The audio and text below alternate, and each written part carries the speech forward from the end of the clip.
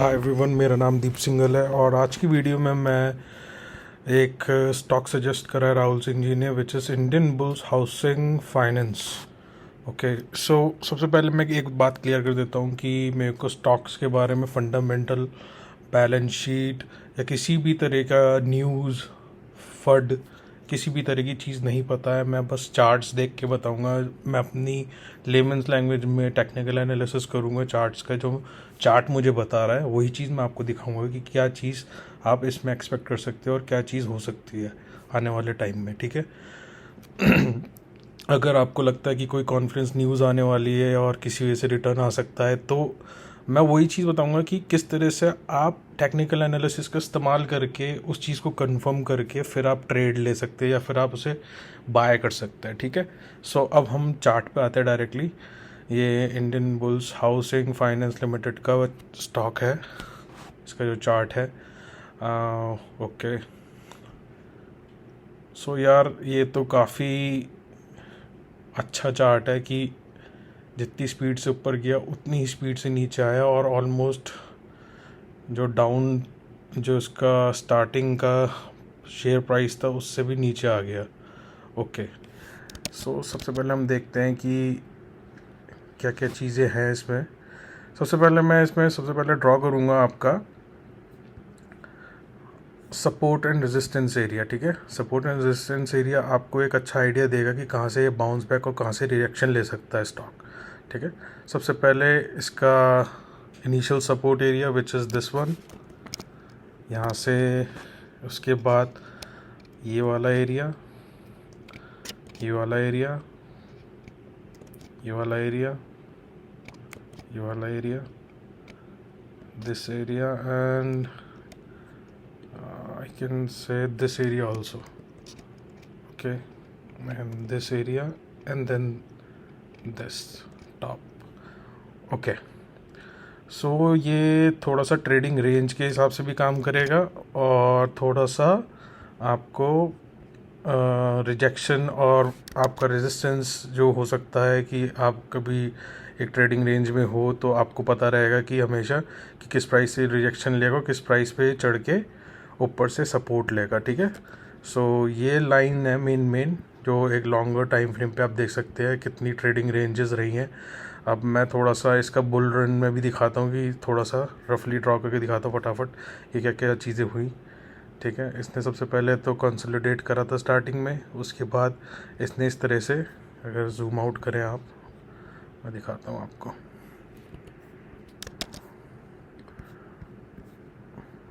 ठीक है। तो मैं जल्दी जल्दी ड्रॉ करूँगा पैटर्न्स, आप देखते रहें कि किस तरह से इसने परफॉर्म करा। तो इसने, आप देख सकते हैं, 1 सेकेंड यार, what it did is in starting it did a sort of double bottom को ब्रेक करा। इसका ये टारगेट था, वही टारगेट ऊपर गया, फिर इसने कंटिन्यूएशन करी, इसने फिर सॉर्ट ऑफ पोल बनाया, फिर से ब्रेक करा, ये वाला टारगेट लेके फिर और ऊपर गया, फिर इसने सॉर्ट ऑफ बुल फ्लैग बनाया, फिर ये वाला टारगेट लेके फिर और ऊपर गया। ठीक है। देखते जाइए, मैं बिल्कुल आपको लेमेंस पे बता रहा हूँ कि क्या क्या चीज़ें हुई। फिर इसने सॉर्ट ऑफ फॉलिंग चैनल और फॉलिंग वेज कह सकते हैं रफली अगर बनाए हम। ओके, सो इसने ये बनाया, फिर इसने यही सेम टारगेट जितना ये था उतना ही यहाँ पे बुल रन करा। आप देखते जाइए ट्रेडिंग रेंज कैसे सपोर्ट रेजिस्टेंस का काम कर रही है। जब मैंने ड्रॉ करा है बिल्कुल एग्जैक्टली वही काम कर रही है ये। ठीक है। फिर इसने सॉर्ट ऑफ फिर से फॉलिंग वेज बनाया, फिर ये वाला टारगेट लिया, फिर ये इसी तरह से क्लाइम करिए ऊपर। आप देख सकते हैं बिल्कुल आंखों के सामने वीकली टाइम फ्रेम पे किस तरह से टेक्निकल एनालिसिस पूरा साथ देती है। उसके बाद ये फिर से इसने bull flag and then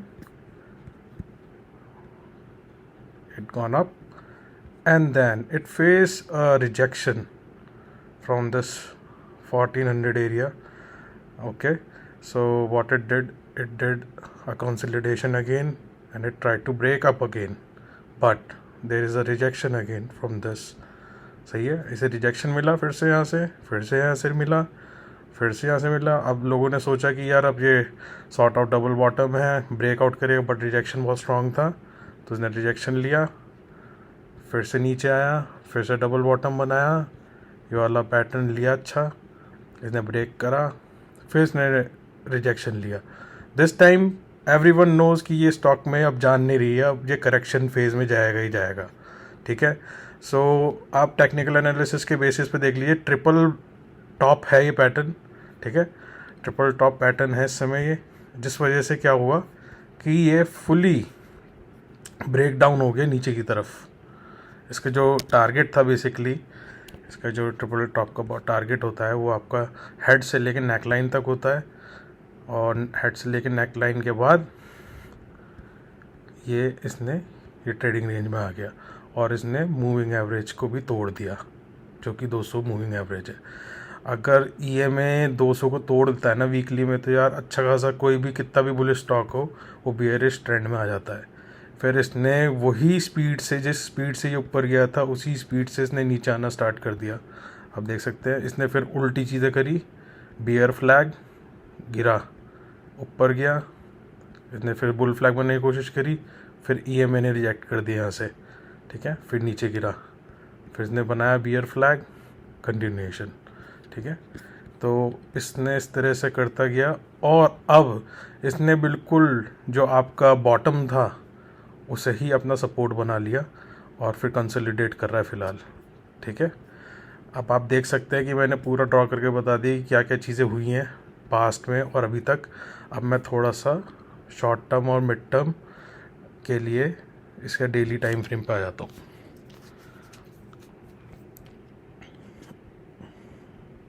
okay, so daily time frame पे मैं जो देख पा रहा हूँ,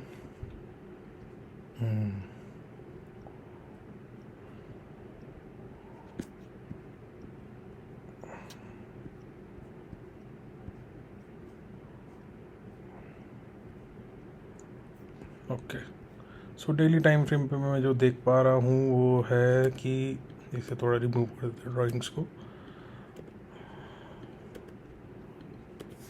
सॉरी।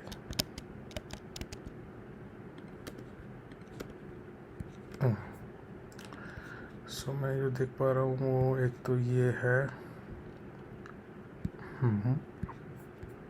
और आपका ये जो एरिया है, हाँ ये।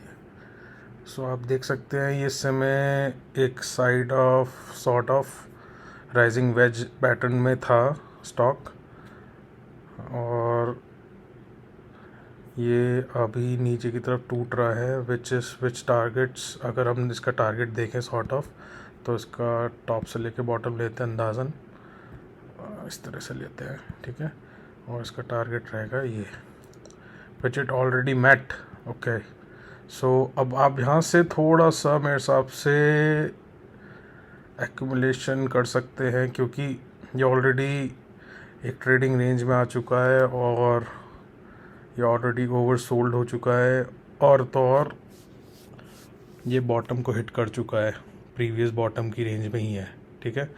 बट जो रेजिस्टेंस एरिया है वो आपका ये है 169 से लेके, आप थोड़ा सा क्लियर करें 180 की रेंज मान लीजिए, ये आपका थोड़ा सा रेजिस्टेंस एरिया रहेगा। बट अगर आपको शॉर्ट टर्म के लिए कुछ करना है तो ये आप यहाँ पे स्टॉक ले सकते हैं और इसे यहाँ तक राइड कर सकते हैं, ठीक है। मतलब ये ट्रेडिंग रेंज सही रहेगी आपके लिए, क्योंकि जब तक ये स्टॉक बॉटम नहीं मारता फिर से, जब तक आप इसे राइड कर सकते हैं। इसका जो बुलिश कंफर्मेशन रहेगा वो तो एक मेरे हिसाब से सबसे पहले तो फंडामेंटल चाहिए उसके लिए, अब कि अगर कोई न्यूज़ आ रही है और आपको लगता है कि फिर से बाइंग स्टार्ट हो सकती है, तो may be this is the end of this bearish trend, और ये इस तरह से ऊपर आएगा और हायर हाई तोड़ के EMA पे सपोर्ट लेके ऊपर जाना स्टार्ट कर देगा। अगर आपके पास कोई इस तरह की न्यूज़ है और इस तरह की आपके पास कोई सॉर्ट ऑफ इंडिकेशन है तो आप इसे कंसिडर कर सकते हैं, वरना ये स्टॉक तो मुझे फ़िलहाल इसमें कोई जान नज़र नहीं आ रही है। इस तरह से ऊपर जाके नीचे जो गिरा है ये स्टॉक, आई डोंट थिंक कि अभी इसमें इतना कॉन्फिडेंस आएगा क्योंकि इस समय ये प्राइस डिस्कवरी मोड में है। आप समझ रहे हैं, प्राइस डिस्कवरी मोड वो डिस्कवरी मोड होता है जो आज तक कोई हिस्ट्री नहीं है प्राइस की। आप अगर देखें इसकी वीकली टाइम फ्रेम पे तो आप ये देख सकते हैं कि इसका जो बॉटम है, जो स्टार्टिंग का बॉटम था 166 था और जिस समय चल रहा है 119 पे, तो it's like a price discovery mode. ठीक है, तो प्राइस डिस्कवरी मोड में क्या होगा कि अभी ये और पैटर्न्स बना सकता है नीचे भी। इट कैन नॉट लाइक कि ये रिवर्सल ले ले। ये तो बस एक एक्सपेक्टेशन है कि अगर आपको राइड करना है तो ये ट्रेडिंग पैटर्न या आपका एक ट्रेडिंग रेंज बन सकती है कि ये इसे ना तोड़े, क्योंकि ये फॉलिंग वेज के टारगेट को मीट कर चुका है। और फिबोनाची भी देखेंगे हम तो ये ऑलमोस्ट मेरे हिसाब से कर चुका होगा कंप्लीट। यस, ऑलमोस्ट कर चुका है 1.6 एक्सटेंशन को, विच इज़ 99.75, विच इज़ 100 के लगभग। ठीक है, तो ये ऑलरेडी ये कर चुका है। तो यहाँ से थोड़ा सा रिवर्सल एक्सपेक्ट कर सकते हैं और थोड़ी अगर कोई अच्छी न्यूज़ आती है और पावर आती है, ये इस तरह से ट्रेडिंग रेंज पे चढ़ जाता है और मूविंग एवरेज को सपोर्ट देने लगता है तो मे भी रिवर्सल आ जाए। बट फिलहाल के लिए तो I don't see any positive thing on this chart because ये प्राइस डिस्कवरी मोड में है। और साथ में अगर बड़े टाइम फ्रेम थोड़ा सा मैं करूँ, देखो ज़रा इसका कंटिन्यूएशन। हाँ, सो यार ये अभी भी अगर इसमें बाइंग पावर नहीं आती है तो ये ऐसा भी हो सकता है इस ट्रेंड लाइन को फिर से अपना रेजिस्टेंस बनाए और फिर से नीचे करना स्टार्ट कर दे। सो आप इस बात का ध्यान रखें। सबसे पहली बात तो आपको कोई भी लॉन्ग टर्म ट्रेड अगर इसमें लेना है तो सबसे पहले न्यूज़ और ये EMA पे कंफर्मेशन बहुत ज़रूरी है। EMA पे कंफर्मेशन का मतलब ऐसे रहेगा जैसे ये EMA आपका यहाँ तक आया, आपने आपका कैंडल स्टिक पैटर्न बना और इसके ऊपर जाके कंफर्मेशन लेता है और इस तरह से ये हायर हाई को तोड़ता है इस वाले को, तो आप इसके अंदर इन्वेस्टमेंट कर सकते हैं। वरना मैं कहूँगा अभी अवॉइड करें जब तक कोई इसके पीछे से बैक में कोई न्यूज़ नहीं आती। और यही है मोटा मोटा टेक्निकल एनालिसिस इस पैटर्न का। थोड़ा कॉम्प्लेक्स था बट आई थिंक जो चीज़ मैं देख पाया वो आपको दिखा पाया। I hope you guys like this video. अगर आपको ऐसी वीडियो सिंपल लैंग्वेज में पसंद आती है तो मुझे बताएं कमेंट डाउन बिलो में और कौन सा स्टॉक करूं मैं। और सब्सक्राइब टू माय चैनल और वीडियो को ज़रूर लाइक करना और कमेंट करके बताना आपके किस तरह से हेल्प करी इस चार्ट ने। और आपको कोई और सजेशन हो, आपको लगता है कोई न्यूज़ आने वाली, तो वो भी बताना जिससे औरों की हेल्प हो। चलिए फिर मिलते हैं दूसरी वीडियो में। Thanks for watching. This is Deep single signing off.